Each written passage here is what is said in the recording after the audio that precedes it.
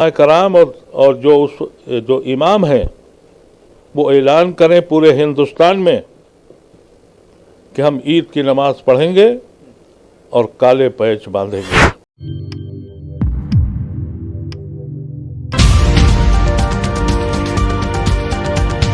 अस्सलाम वालेकुम, आदाब दोस्तों। मैं हूं शम्स सईद और आप देख रहे हैं न्यूज़ हर खबर आप तक। कि अब जो हिंदू त्यौहार हैं वो उसका मतलब यह है कि दंगा और फसाद ये हिंदू मज़हब से हट चुके हैं। ये जो दंगाई हैं, मैं बहुत दिनों से ये बात कह रहा हूँ कि इस मुल्क में ये सब कुछ हो रहा है, इसमें सरकार की ईमा पे हो रहा है, पॉलिटिकल पार्टीज़ की बेहिसी से हो रहा है और अदालतों का जो रवैया है कि न सुनाई पड़ रहा है न दिखाई पड़ रहा है। ऐसी शक्ल में ये मुल्क बहुत दिन चलने वाला नहीं है। और मैं तो बहुत दिनों से ये बात अपनी कौम से कह रहा था कि इलेक्शन के जाल में मत फंसो।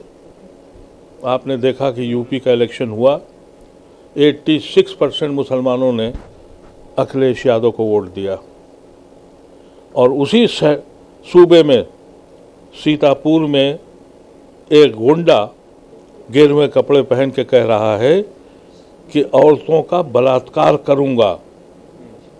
सरेआम मस्जिद के सामने अखिलेश यादव बोले।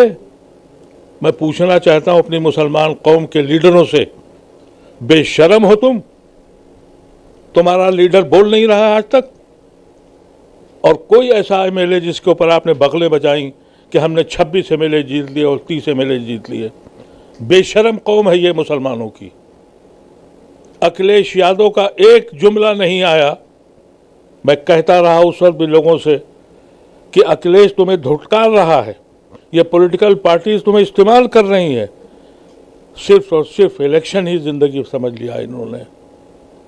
कोई पॉलिटिकल पार्टी आपसे बोलने को तैयार नहीं। ये जो कुछ हंगामे आप बता रहे हैं ये हर जगह हो रहे हैं। कोई पॉलिटिकल पार्टी आपसे बोल रही है? वो खड़ी हो रही है आपके साथ? वो नहीं खड़ी हो रही है, इसलिए कि उनको इलेक्शन लड़ना है, आपको बेवकूफ़ बनाना है। सालों साल से कह रहा हूं कि खुदा के वास्ते इलेक्शन के बाहर भी कोई दुनिया है। हमने जब कहा कि कौन लो बाइकाट छोड़ दो इनको, लड़ने दो आपस में, मुसलमानों ने कहा कि नहीं, हम तो एक होट के हराएंगे। बेहिस कौम हो गई है मेरी। मैंने इसीलिए एक आवाज़ लगाई, दानिशवरों से कहा, जो रिटायर्ड जजेस हैं उनसे रिक्वेस्ट की, बेरोक्रेट से कहा, खुदा के वास्ते सर जोड़ के बैठो। दुनिया में हिंदुस्तान मुसलमानों के लिए सबसे मकदूस मुल्क बन चुका है और तुम बेहिस्सों की तरह बैठे हुए हो।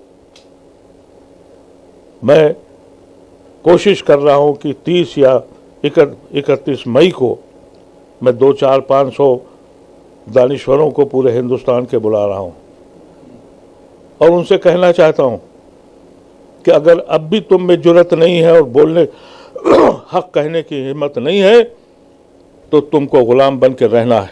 और जो ये कह रहे हैं कि तुम्हारी घरों से औरतों को निकाल के बलात्कार करेंगे, वो करके दिखा देंगे और तुम अपने घर में बैठ के मातम करोगे।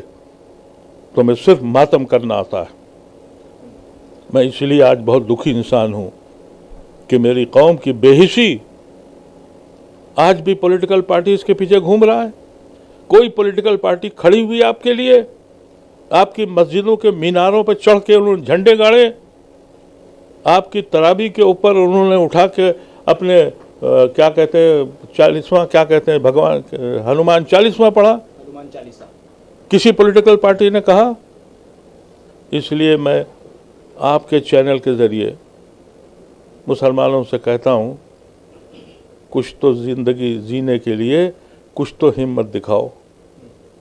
अभी एक मेरी गुजारिश है आपसे, आपके चैनल के ज़रिए मैं सारे उलमाओं को, सारे इमामों को, जमातों से गुजारिश करता हूँ कि जब ईद की नमाज पढ़ने जाएं तो कम से कम अपने हाथ पर एक काला बंधा बांध के जाएं और ये ऐलान करें कि इस मुल्क पे हम पे जो जुल्म हो रहा है, पॉलिटिकल पार्टी खामोश है और अदालतें कुछ सुनाई नहीं पड़ रहा है। कम से कम एकजुट होकर पहली शक्ल ये करो कि ईद के अभी 3 खुतबे बाकी हैं जुमे के, उलमाए कराम और जो इमाम हैं वो ऐलान करें पूरे हिंदुस्तान में कि हम ईद की नमाज पढ़ेंगे और काले पैच बांधेंगे।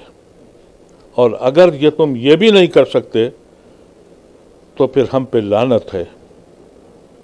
हम इस काबिल भी नहीं हैं कि इस पे गुफ्तगू भी कर सकें। है कि आप इस चैनल को लाइक करें, शेयर करें, सब्सक्राइब करें और अगर आप इस वीडियो को फेसबुक पर देख रहे हैं तो हमारे फेसबुक पेज हर खबर आप तक को जरूर लाइक फॉलो करें। धन्यवाद।